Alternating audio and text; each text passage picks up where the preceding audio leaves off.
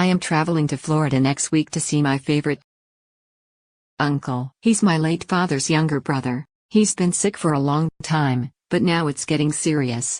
This may be the last time we see him alive. As I prepare for my trip, I recall the most incredible story that happened 36 years ago when I was 17 on my first visit to my uncle's farm in Florida. I have only shared this story with my wife, and I thought you online folks would find it interesting as well. So here we go. My father passed away when I was 11 years old, and my mother remarried. We moved from Florida to Iowa, where my mother came from.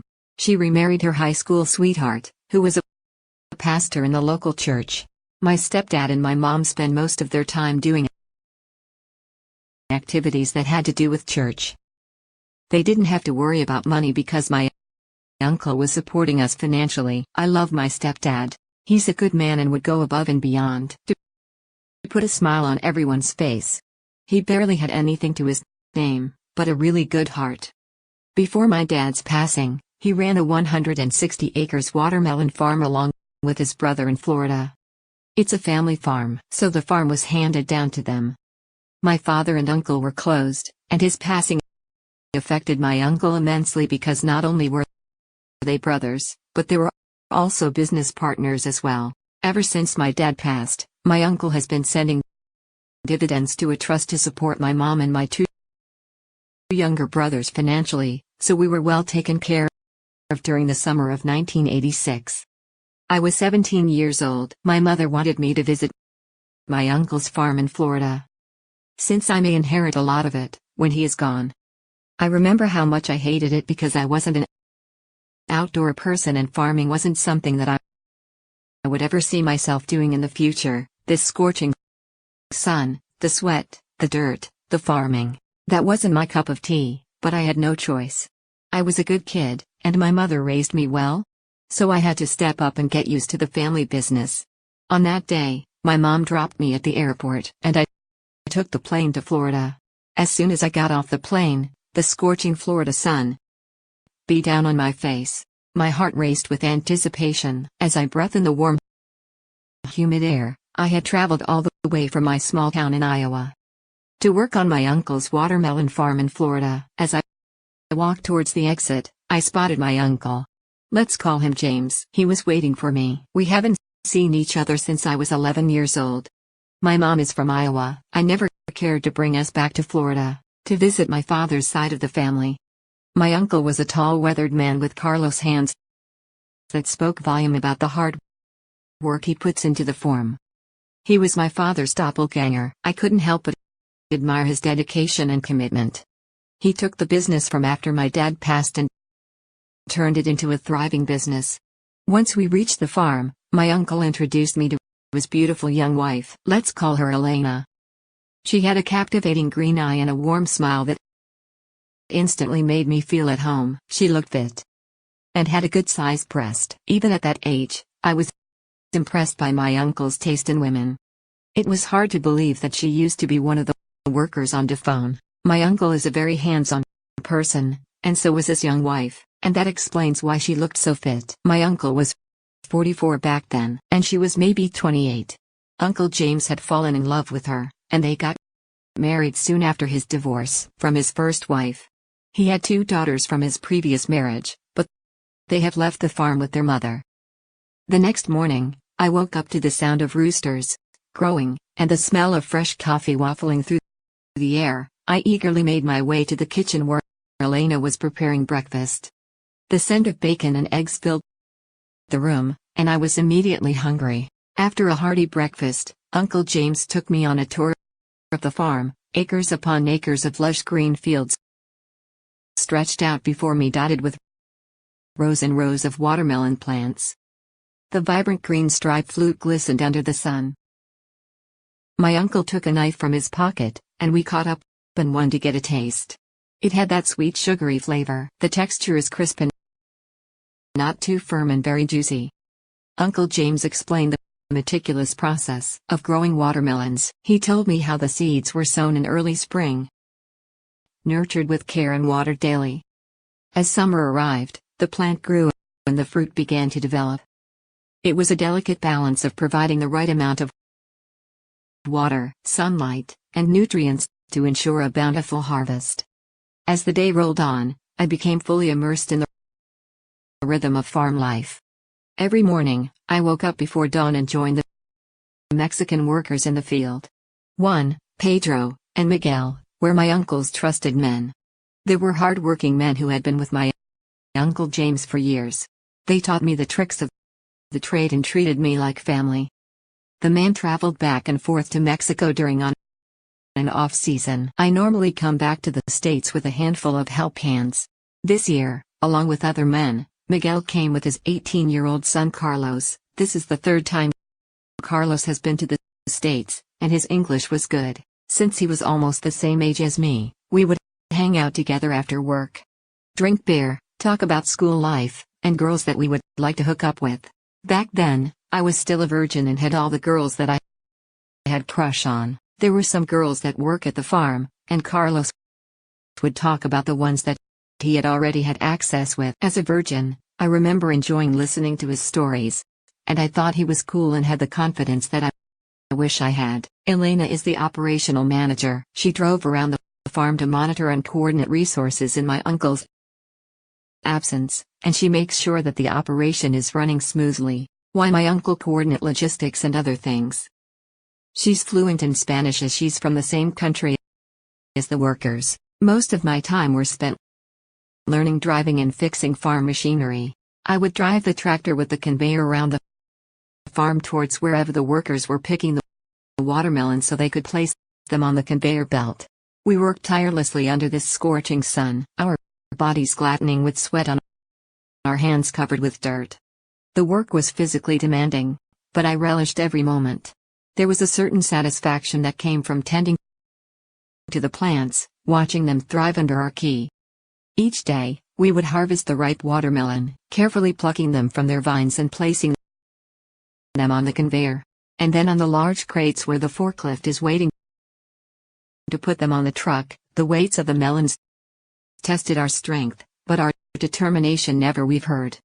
It was a delicate process, ensuring that the fruits remained intact and undamaged. As the summer progressed, the watermelon harvest grew more abundant. The farm buzzed with activities as trucks arrived to collect the crates and transport them to the local markets and grocery stores. Uncle James had built a reputation for his exceptional watermelons, and demand was always high. In the evening, after a long day's work, we will gather in the farmhouse for a well-deserved meal. The table would be filled with hearty dishes cooked by Elena and some help. It had been a particularly hot day on the watermelon farm, and as the sun began its descent casting long shadows across the farm, that day had planned to go to a local pub with Carlos, as such has become our tradition, but he was nowhere to be found. It wasn't like now that you can reach out to people on their cell phone. So as I waited for him to show up, I found myself lingering on the farm. We loved time to leave this surrounding that I have come to love. The air was thick with fragrance of rippling watermelons, and the distant sounds of birds enveloped me in a sense of tranquility. As I throw through the rows of vibrant green watermelon plants, their lush leaves rustling soft in the breeze, a flicker of movement caught my eye.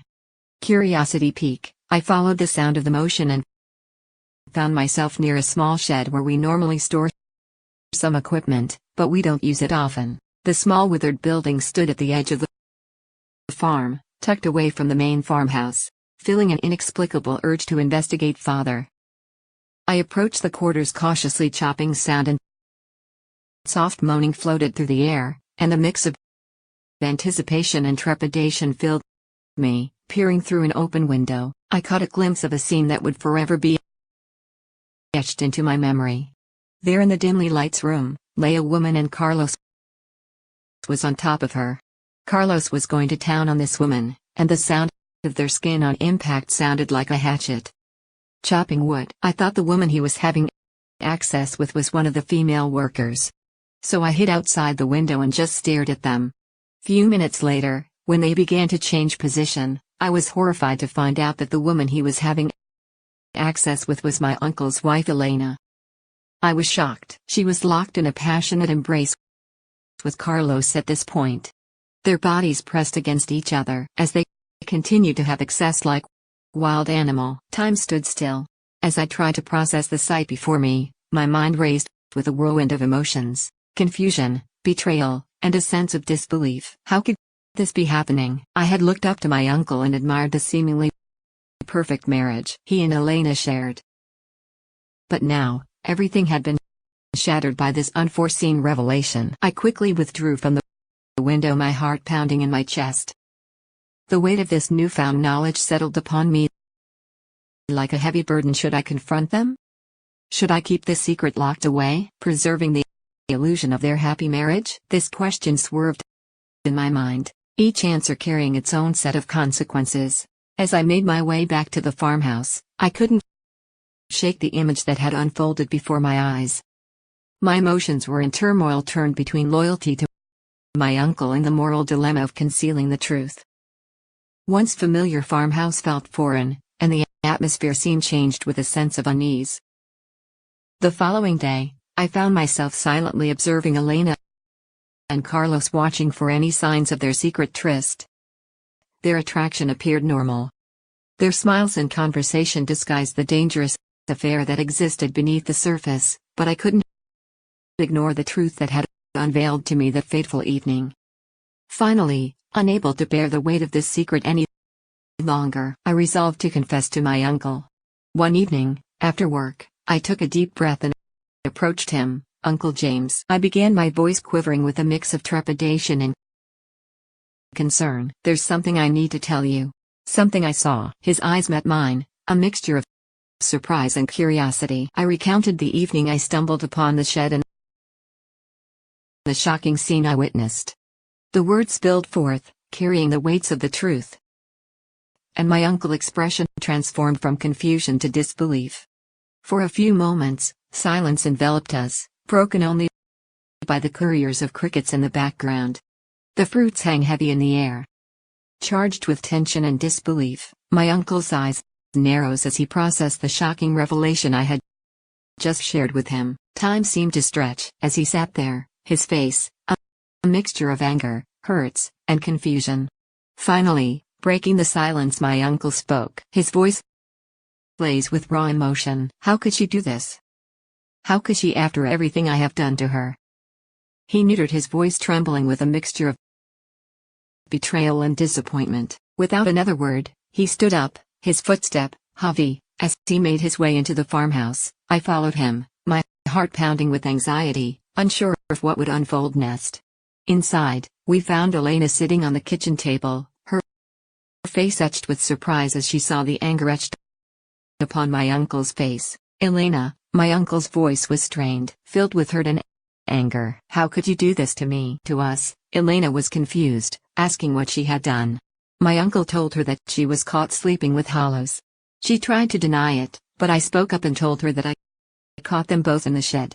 Elena's eyes darted from my uncle to mine, realization washing over her features. The silence hung heavily in the room as she struggled to find the right word. "James, I'm sorry," she finally choked out, half always quivering with remorse. "It was a mistake, a moment of weakness." But my uncle's anger had simmered into a quiet determination, a mistake that shattered our trust. "Elena," he said firmly, "I can't continue to live like this, knowing what you have done." The days that followed were filled with tension and headache. Carlos and his dad got fired, and Elena was thrown out of the house the following day.